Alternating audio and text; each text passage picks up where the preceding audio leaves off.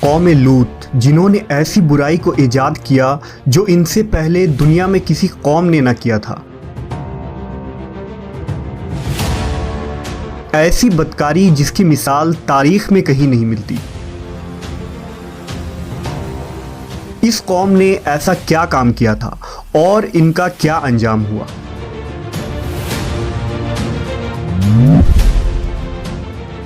حضرت لوط علیہ السلام اللہ کے ایک برگزیدہ نبی تھے۔ آپ کے والد کا نام ہاران تھا جو تاریخ کے بیٹے تھے۔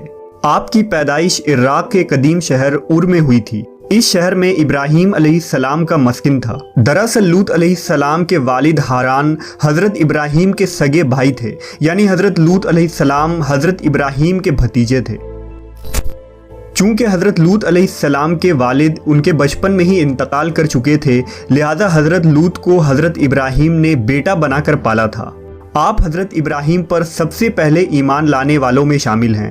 آپ حضرت ابراہیم کے زمانے میں اہل سدوم کی رہنمائی کے لیے نبوت کے منصب پر فائز ہوئے۔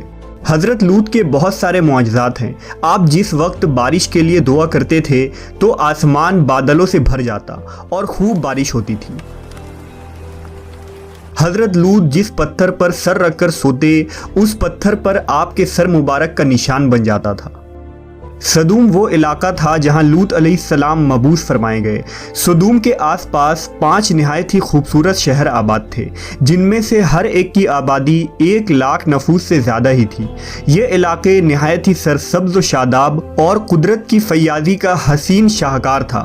یہاں باغات کی کثرت تھی، لہلہاتی کھیتیاں یہاں کی ضروریات سے کہیں زیادہ تھی۔ اردن، شام اور اسرائیل کے درمیان بسا ہوا یہ علاقہ نہایت ہی زرخیز تھا۔ وہاں طرح طرح کے اناج، پھل، میوے بکثرت پیدا ہوتے تھے، اور یہی وجہ تھی کہ آس پاس کے بستیوں کے لوگ بھی اپنی معاشی اور غذائی ضرورت کے لیے ان بستیوں کی طرف آتے تھے۔ مگر یہ بات اہل سدوم کے لوگوں کو بالکل بھی پسند نہ تھی۔ ان کے خیال میں ان کی بستیوں میں پیدا ہونے والے پھلوں، اناجوں اور سبزیوں پر صرف ان کا ہی حق تھا۔ وہ نہیں چاہتے تھے کہ دوسری بستیوں کے لوگ ان کے علاقے میں آئیں۔ ایک دن سدوم کے لوگ اس بات پر غور و فکر کر رہے تھے کہ باہر سے آنے والے لوگوں کو یہاں آنے سے آخر کیسے روکا جائے، کہ ابلیس ایک بزرگ کی شکل میں ان کے محفل میں آیا اور کہا، اگر تم ان سے پیچھا چھڑانا چاہتے ہو تو میرے کہنے پر عمل کرو۔ اس اجنبی بزرگ کی بات لوگوں نے بہت توجہ سے سنی۔ ابلیس نے کہا، میں کل بتاؤں گا۔ دوسرے دن ابلیس ایک خوبصورت جوان لڑکے کی بھیس میں آیا اور انہیں اپنی عورتوں کے بجائے مردوں کے ساتھ فعل بد کرنا سکھایا۔ ابلیس نے کہا کہ اگر تم ان بستیوں کے لوگوں سے نجات چاہتے ہو جو تمہاری بستی میں آ جاتے ہیں تو ایسا کرو کہ جب بھی کوئی شخص تمہارے علاقے میں آئے تو تم لوگ زبردستی اس کے ساتھ اپنی خواہش پوری کرو۔ اس طرح یہ لوگ اس بستی میں آنا چھوڑ دیں گے۔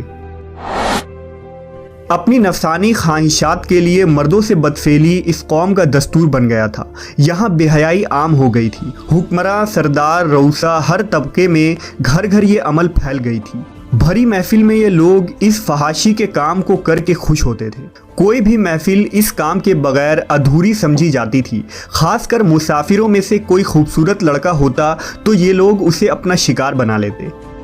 تلمود میں لکھا ہے کہ اہل سدوم اپنی روزمرہ کی زندگی میں سخت ظالم، دھوکے باز اور بد معاملہ تھے۔ کوئی مسافر ان کے علاقے سے بخیریت نہ گزر سکتا تھا۔ کوئی غریب ان کی بستیوں سے روٹی کا ایک ٹکڑا نہ پا سکتا تھا۔ بارہا ایسا ہوتا تھا کہ باہر کا آدمی ان کے علاقے میں پہنچ کر فاقوں سے مر جاتا اور یہ اس کے کپڑے اتار کر اس کی لاش کو برہنہ دفن کر دیتے۔ اپنی وادی کو انہوں نے ایک باغ بنا رکھا تھا جس کا سلسلہ میلوں تک پھیلا ہوا تھا۔ اس باغ میں وہ انتہائی بے حیائی کے ساتھ اعلانیہ بدکاریاں کرتے تھے۔ حضرت لوط علیہ السلام نے انہیں توحید کی دعوت دی اور بدکاری کے اس گھنونے عمل سے توبہ کرنے کا حکم دیا۔ حضرت لوط نے کہا، تم بے حیائی کیوں کرتے ہو؟ کیا تم عورتوں کو چھوڑ کر لذت حاصل کرنے کے لیے مرد کی طرف مائل ہوتے ہو؟ حقیقت یہ ہے کہ تم احمق لوگ ہو۔ حضرت لوط اہل سدوم کو دن رات واعظ و نصیحت کیا کرتے، لیکن قوم پر اس کا کوئی اثر نہ ہوا، بلکہ وہ بہت فخریہ انداز میں یہ کام کرتے تھے۔ انہیں حضرت لوط کا سمجھانا بھی برا لگتا تھا، لہٰذا انہوں نے صاف صاف کہہ دیا کہ اگر تم ہمیں اسی طرح برا کہتے رہے اور ہمارے کاموں میں مداخلت کرتے رہے تو ہم تمہیں اپنے شہر سے نکال دیں گے۔ حضرت لوط نے نصیحت و تبلیغ کا سلسلہ جاری رکھا، لہٰذا ایک دن اہل سدوم نے خود ہی عذاب الہی کا مطالبہ کر دیا۔ اللہ تعالیٰ نے اب تک ان کے اس بدترین فحاشی اور بدکاری کے باوجود ڈھیل دے رکھی تھی، لیکن جب انہوں نے حضرت لوط سے ایک دن کہا کہ اگر تم سچے ہو تو ہم پر عذاب لے آؤ، لہٰذا ان پر عذاب الہی کا فیصلہ ہو گیا۔ اللہ نے اپنے خاص فرشتوں کو دنیا کی طرف روانہ کر دیا۔ یہ فرشتے دراصل حضرت جبرائیل، میکائیل اور اسرافیل علیہ السلام تھے۔ پھر یہ فرشتے حضرت لوط علیہ السلام کے گھر تشریف لے آئے۔ حضرت لوط نے جب ان خوبصورت نوعمر لڑکوں کو دیکھا تو سخت گھبراہٹ اور پریشانی میں مبتلا ہو گئے۔ انہیں یہ خطرہ محسوس ہوا کہ اگر ان کے قوم کے لوگوں نے انہیں دیکھ لیا تو نہ جانے وہ ان کے ساتھ کیا سلوک کریں گے۔ حضرت لوط کی بیوی کا نام وائلہ تھا، اس نے آپ پر ایمان نہ لایا تھا اور وہ دراصل منافقہ تھی، وہ کافروں کے ساتھ تھی، لہٰذا اس نے جا کر اہل سدوم کو یہ خبر دے دی کہ لوط کے گھر نوجوان لڑکے مہمان ٹھہرے ہوئے ہیں۔ یہ سن کر بستی والے دوڑتے ہوئے حضرت لوط کے گھر پہنچے۔ حضرت لوط نے کہا، اے قوم، یہ جو میری قوم کی لڑکیاں ہیں یہ تمہارے لیے جائز اور پاک ہیں، اللہ سے ڈرو اور مجھے میرے مہمانوں کے سامنے رسوا نہ کرو۔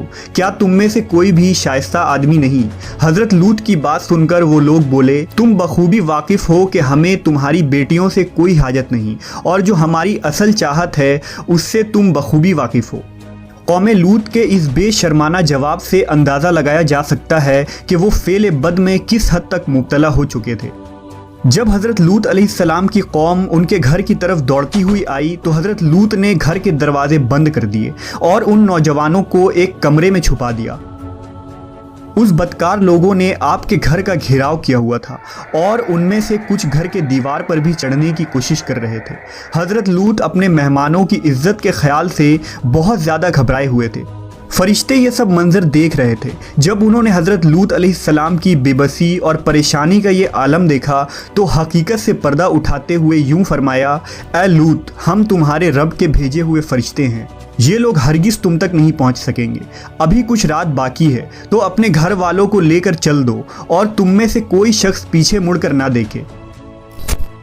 اہل سدوم حضرت لوط کے گھر کا دروازہ توڑنے پر بضد تھے، لہٰذا حضرت جبرائیل علیہ السلام نے گھر سے باہر نکل کر اپنے پر کا ایک کونا انہیں مارا، جس سے ان سب کی آنکھوں کے ڈھیلے باہر نکل آئے اور بصارت زائل ہو گئی۔ یہ خاص عذاب ان لوگوں کو پہنچا جو حضرت لوط کے پاس بد نیتی سے آئے تھے۔ حضرت لوط علیہ السلام حقیقت حال جان کر مطمئن ہو گئے اور اپنے گھر والوں کے ساتھ رات ہی کو نکل کھڑے ہوئے۔ بیوی بھی ان کے ساتھ تھی، لیکن کچھ دور جا کر وہ واپس اپنے قوم کی طرف پلٹ گئی اور قوم کے ساتھ جہنم رسید ہو گئی۔ صبح کا آغاز ہوا تو اللہ کے حکم سے حضرت جبرائیل نے بستی کو اپنے پر سے اکھاڑ دیا اور پھر اپنے بازو پر رکھ کر آسمان پر چڑھ گئے، یہاں تک کہ آسمان والوں نے بستی کے کتے کے بھونکنے اور مرغوں کے بولنے کی آوازیں سنی۔ پھر اس بستی کو زمین پر دے مارا، جس کے بعد ان پر پتھروں کی بارش ہوئی۔ ہر پتھر پر مرنے والوں کا نام لکھا ہوا تھا۔ جب یہ پتھر ان کو لگتے تو سر پاش پاش ہو جاتے۔ صبح سویرے شروع ہونے والا یہ عذاب اشراق تک پوری بستی کو نیست و نابود کر چکا تھا۔ قوم لوط کی ان خوبصورت بستیوں کو اللہ نے ایک انتہائی بدبودار اور سیاہ جھیل میں تبدیل کر دیا، جس کے پانی سے رہتی دنیا تک کوئی فائدہ نہیں اٹھایا جا سکتا۔ سمندر کے اس خاص حصے میں کوئی جاندار، مچھلی، میڈک وغیرہ زندہ نہیں رہ سکتے، اس لیے اسے ڈیڈ سی یعنی بحر مردار کہا جاتا ہے، جو اسرائیل اور اردن کے درمیان واقع ہے۔ ماہرین آثار نے 10 سالوں کی تحقیق و جستجو کے بعد اس تباہ شدہ شہر کو دریافت کیا تھا۔ تحقیقات سے پتہ چلا تھا کہ اس شہر میں زندگی بالکل ختم ہو چکی ہے۔ اس شہر کے راستے اور کھنڈرات کو دیکھ کر آرکیولوجسٹ نے یہ اندازہ لگایا کہ جب یہ شہر تباہ ہوا تو اس وقت لوگ روزمرہ کے معمولات کے کاموں میں مشغول تھے اور یہاں زندگی اچانک ختم ہو گئی تھی۔ اہل سدوم جنہیں پتھر بنا دیا گیا تھا، ان کے بت ابھی تک بحر مردار کے پاس موجود ہیں، جو تا قیامت لوگوں کے لیے ایک عبرت ہے۔ آج یورپی ممالک میں انسانی آزادی کے نام پر اس بدکاری کی اجازت دی جاتی ہے اور اس فحش عمل کو فخر سمجھا جاتا ہے، مگر حقیقت یہ ہے کہ ہم جنس پرستی بالکل فطرت کے خلاف ہے، جس سے انسانی معاشرہ تباہ و برباد ہو جاتا ہے۔ روایتوں کے مطابق ایک مرتبہ حضرت سلیمان علیہ السلام نے شیطان سے پوچھا کہ اللہ کے نزدیک سب سے بدترین عمل کیا ہے؟